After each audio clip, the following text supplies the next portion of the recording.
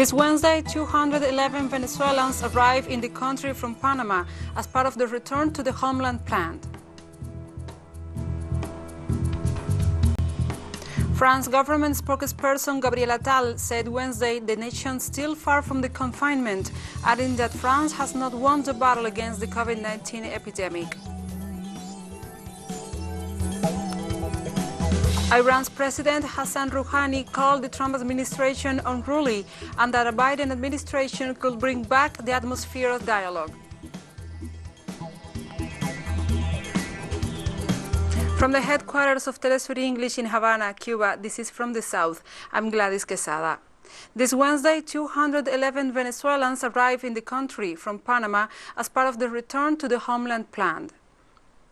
The nationals arrived early morning on 3 Conviasa flights to Caracas, Valencia and Maracaibo, allowing them to be reunited with their families. The transfer of these citizens was carried out observing all the biosecurity measures to avoid the spread of COVID-19. The return to the homeland plan, promoted by Nicolás Maduro's government, has seen more than 20,000 Venezuelans return to home through free flights.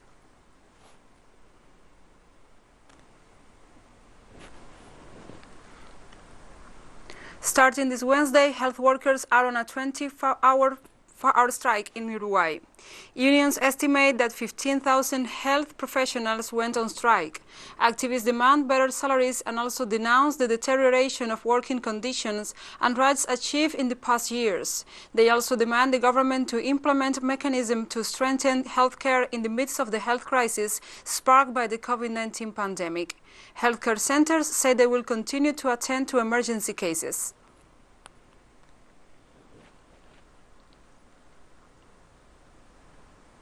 Iora downgrades to tropical depression over El Salvador as threats of catastrophic flash flooding and mudslides continue in the region. Life-threatening flash flooding and river flooding is expected through Thursday across portions of Central America due to heavy rainfall from Iora. Flooding and mudslides across portions of Honduras, Nicaragua and Guatemala could be exacerbated by saturated soils in place, resulting in significant to potentially catastrophic impacts.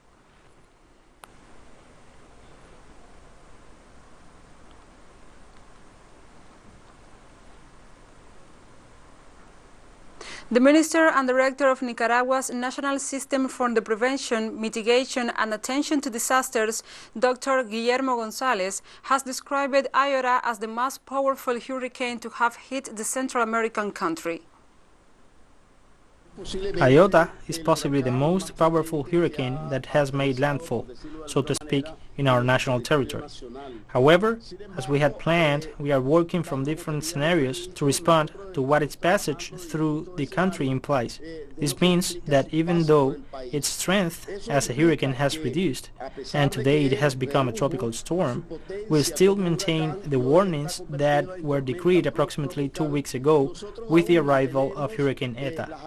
Given that the passage of the hurricane will continue to cause intense rain in the mountains of northern Nicaragua, and this can cause flash floodings and landslides again, which we must also protect the population living in these regions, as we have done.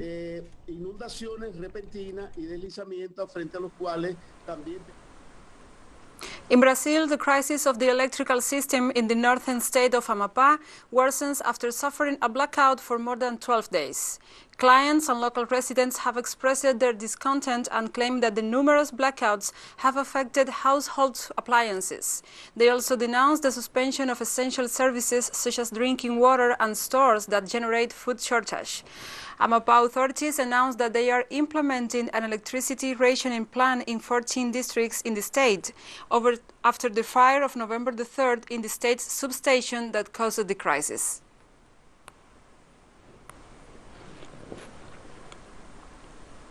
In Peru, technocrat and Congressman Francisco Sagasti was sworn in as president this Tuesday. The former World Bank official was sworn in before the first magistrate of Peru after being appointed president of the Congress on Monday. Sagasti headed the list of candidates presented by the Purple Party to form the board of directors of the Congress, a proposal that was approved on Monday by legislators with 1970 votes in favor and 26 against.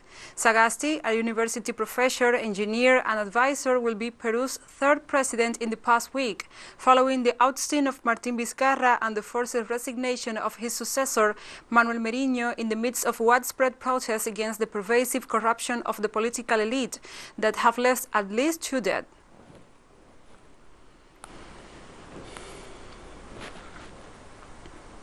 And the new Peruvian president dedicated his first words before Congress to the young people who were killed during the protest that forced Manuel Merino's resignations from the presidency.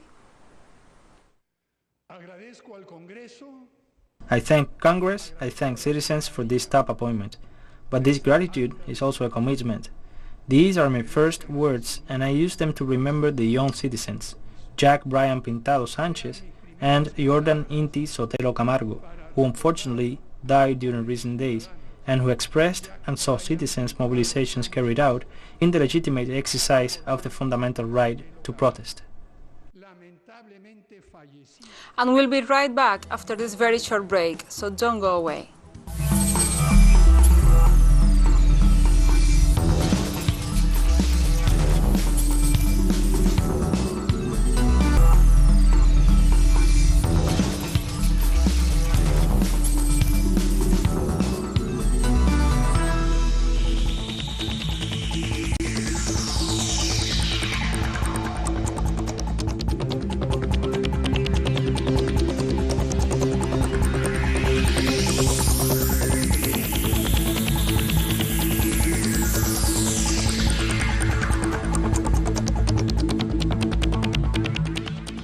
Welcome back to From the South.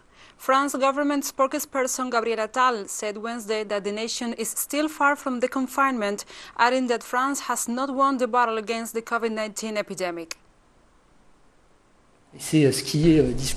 What is being discussed at the moment, though about work done and if necessary announced, is that there may be an adjustment to the lockdown from December 1st or the days around it.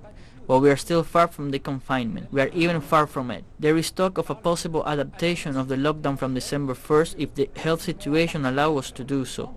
I insisted during my introductory speech, and I'll do it again, on the fact that we haven't won the battle and the fact that to relax our efforts today by having or giving the feeling that this battle is behind us would be dangerous for the health situation of our country and therefore for the safety of the French.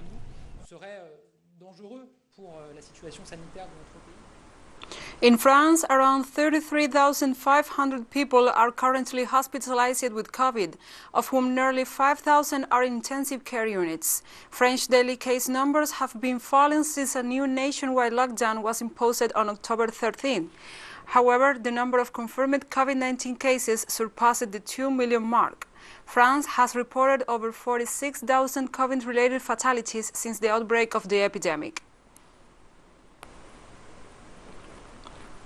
South Australia announced a 6-day circuit breaker lockdown for its nearly 2 million people on Wednesday to contain a sudden coronavirus outbreak that ended a month-long streak of no infections. Schools, shops, pubs, factories, and even takeaway restaurants were told to close at midnight, and stay-at-home orders were issued for residents across the Adelaide state.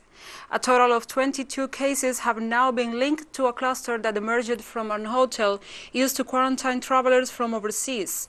The state is the first in Australia to issue a blanket ban on outdoor exercise, and mask wearing will be required across the state, which had not recorded a significant outbreak since April.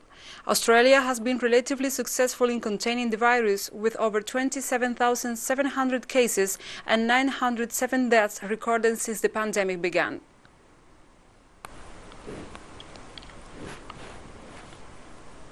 On Wednesday, German police fired water cannon to disperse thousands of unmasked protesters who had gathered in central Berlin to demonstrate against government measures to curb the spread of the coronavirus. After repeated warnings for the crowd to put on their nose and mouth coverings when heated, police said they will take action to clear the protests and detain violators. As water was sprayed on the crowd, protesters chanted "Shame, shame," refusing to leave the site. Around 5,000 activists massed at the the Brandenburg Gate after the German government banned rallies outside parliament over police warnings the demonstration could turn violent. To this date, Germany registers more than 833,000 COVID-19 cases and over 13,000 deaths.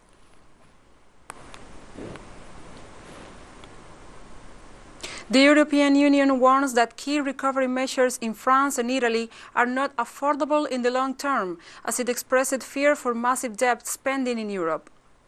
So let me conclude with a call to all member states to show a strong sense of responsibility to their own citizens and to all Europeans at this crucial moment, and to get this recovery plan over the line. We address then two particular issues. One is measures that appear not to be temporary. And this is something we address especially for measures in the plans of France, Italy, Slovakia, and with a different extent, Lithuania. I want to clarify that this doesn't mean that we are not approving, supporting, or we are considering negatively these measures. The problem we are addressing is the problem of their non-temporary nature. Britain announced Wednesday that it will ban petrol and diesel vehicle sales from 2030 as part of a 10-point plan for a green industrial revolution. Prime Minister Boris Johnson earmarked £12 billion for the wide-ranging plans, which he hopes will secure up to 250,000 jobs and help meet the target for the UK to become carbon neutral by 2050. The proposals include quadrupling offshore wind power within a decade, while scaling up hydrogen production capacity for industry, transport, power and homes. Investment will also be made in zero-emission public transport, alongside research into zero-emission planes and ships, and in making cycling and walking more attractive. To ban the sale of new cars and vans with petrol and diesel by 2030 is a really important step for a major industrial country to have taken. It is a world-leading decision. So we very much welcome this. What we want to see, of course, is to not only see others follow in the footsteps, but also a proper plan to make sure that everybody in the UK who needs to have a car is able to get access the charging and, if necessary, the capital in order to make sure they can get cars and vans. The other parts of the government's 10-point plan is a little bit of a patchwork. We think they're wasting money on nuclear. We're not convinced yet that hydrogen is the right way forward. But there are some good measures on insulation, although they need to be insulation of buildings. That is, it needs to be bigger and longer term. We also like to see the rollout of electric heating, which is going to be vital to get to the zero emission energy system that we're going to need by 2050. And we have more stories coming up after this final short break, so stay with us.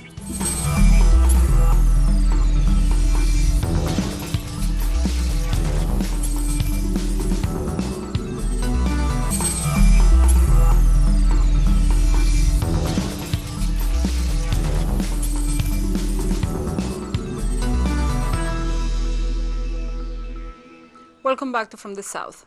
On Wednesday, Iran's President Hassan Rouhani called the Trump administration unruly and that the Biden administration could bring back the atmosphere of dialogue that prevailed when the landmark nuclear deal was struck in 2015. Some think that when we say the situation will improve, we want to negotiate with the US. This is not about negotiating with the US. It is a different issue. The new administration in the United States will return the situation towards respecting regulations, as much as they used to, because the previous US government did not respect all regulations anyway. But the last US administration was unruly.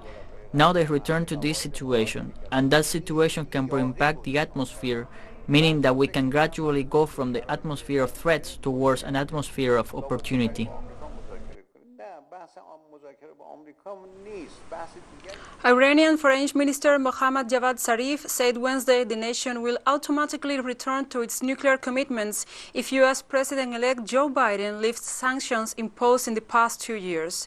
The Foreign Minister also said that Tehran, again meeting its commitments, can be done and needs no conditions or even negotiations.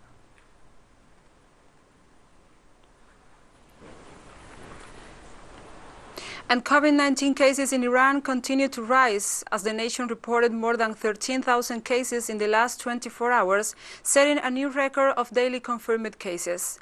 482 COVID-19 related fatalities were also reported in the last 24 hours, the second highest figure on daily deaths.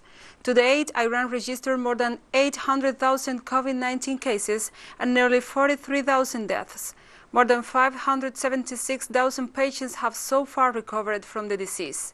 Iran is fighting on a double front against the COVID-19 pandemic, while aside from its efforts to curb the spread, it also faces coercive U.S. measures, difficulty in the purchase of medicines and supplies.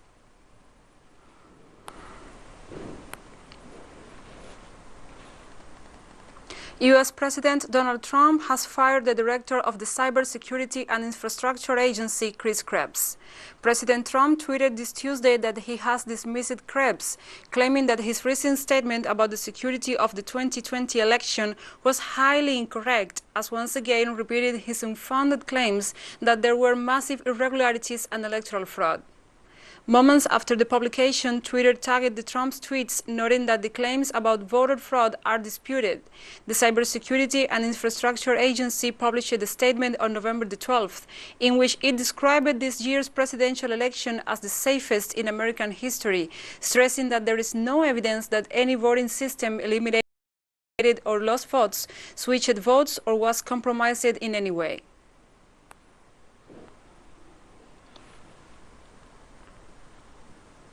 U.S. regulators have approved Boeing's 737 MAX to fly once more, 20 months after the manufacturer's best-selling plane was grounded following 2 fatal crashes caused by the sunflows. The Federal Aviation Administration has rescinded an order grounding the aircraft in a move that could allow the planes to fly again before the end of the year. The U.S. regulator must approve new training programs for pilots before the 737 MAX will be able to fly again.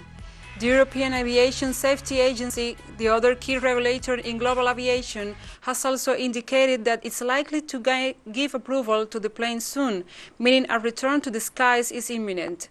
While other countries have the power to block planes from flying in their airspace, in practice they take their lead from the US and EU. The 737 MAX was grounded in March 2019 after 2 planes crashed, causing a total of 346 casualties.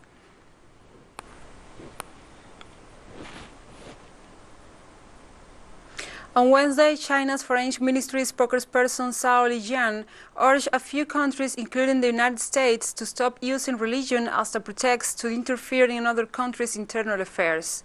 Zhao's remarks came after U.S. Secretary of State Mike Pompeo criticized China's religious policy. Pompeo and certain U.S. politicians have been habitually criticizing, slandering, and smearing other countries on the so-called religious freedom issue. The Chinese side has stated its position about this on many occasions. We are firmly opposed to relevant countries ganging up with the U.S. to interfere in other countries' internal affairs. Taiwan is an inalienable part of China. We urge relevant countries to earnestly abide by the One China principle, respect China's sovereignty, refrain from providing a stage for Taiwan independence secessionists, and from making any form of official contact with the Taiwan authorities.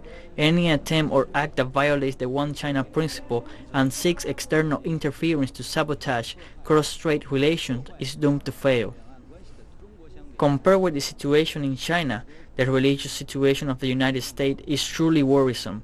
there is a long-term and systematic problem of racial discrimination in the United States. According to poll results released by Gallup and PEW Research Center, 75% of American Muslims believe that their community is seriously discriminated against in the country. We urge politicians from individual countries, such as the United States, to look in the mirror and examine themselves and stop using religious issues to interfere in the internal affairs of other countries. We also advise the countries concerned not to be trapped by the United States and used as its chess pieces. This Wednesday, the Democratic Republic of the Congo declared the end of its latest Ebola epidemic, closing the file of an outbreak in the northwestern province of Equateur that claimed 55 lives in nearly 6 months. The major success factor in the response of the 11th Ebola epidemic was linked, among other things, to the availability of vaccines and drugs specific to the Ebola disease and the proximity of advanced care sites to the community. A total of 130 cases, of which 119 confirmed and 11 probable, with a lethality of 42.3%, that is 55 deaths, including 2 care staff. As we declare the end of this epidemic, the Democratic Republic of Congo continues to face the COVID-19 pandemic. In order to overcome this scourge, the Congolese population is invited to scrupulously respect the measures that have been put in place. Therefore, it is important that at all levels we are truly vigilant so that we can be extremely reactive and able to contain all these public health issues. And we have come to the end of this news brief, but remember, you can find this and many other stories in our website at telesurenglish.net. Also, if you feel so inclined, join us on social media, Facebook, Twitter, Instagram and Telegram. For TeleSUR English, I'm Gladys Quesada. Thank you for watching.